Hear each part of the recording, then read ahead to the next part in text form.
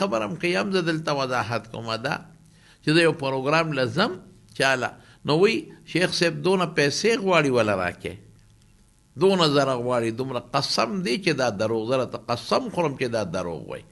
نه موږ د چا نه پیسې غواړو نه م چاته ویلي دي نه م د دې خبرو څوک جنټان شته د دې نه ځان هوښیار ساتی یو پروګرام له لاړ شو ګاډي بوزو که چا د ګاډي کرایي ورکړه خدای دې ورسره ښو کړي که ور یې نه م کړه زه پرې خوشحاله یم هېڅ خبره نشته موږ مقصد د خدای رضا ده یو ځای کې که چا څه هدیه راکړه خدای دې خوشحاله کرایه م نه کړه پروا نشته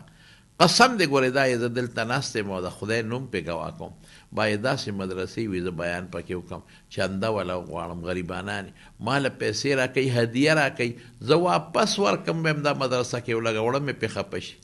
روزي خو د خدای په لاس کې ده نو دا څوک چې دا پروپیګنډه کوي مخالفین کوي نو بیا زمونږ بعضې خلک هم ته غلط مقصد ولې مخالفین خو هر څه وایي به مونږ خو د کفر فتوې هم خلک لګوي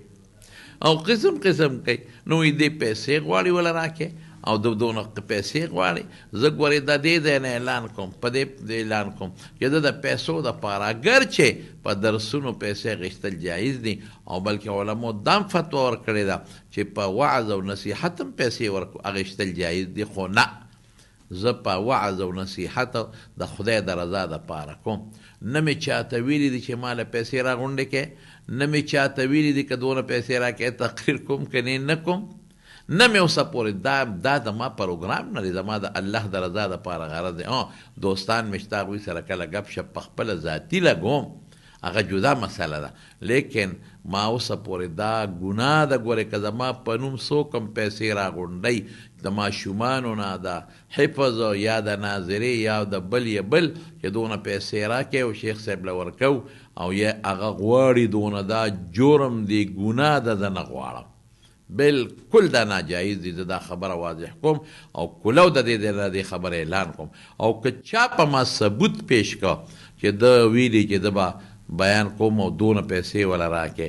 او بیان کوم او دونه پیسې غواړم او ګنې نه کوم نو ما سره مخامخ کې دروغ بار څوک وي خو ما سره به مخامخ کې د الله د رضا دپاره زه خپلو طالبانو ته په غټو غټو جلسو د سربندو نعمانیه به د سپرانځای کې اعلان کوم چې بچی خدمت د الله د رضا دپاره کوي که څوک څه هدیه درکوي تحفه درکوي اخلی خو غواړی ما مې بذات او مې د بل چا په واسطه باندې مقصد د خدای رضا ګرځوي روزي د الله په لاس کې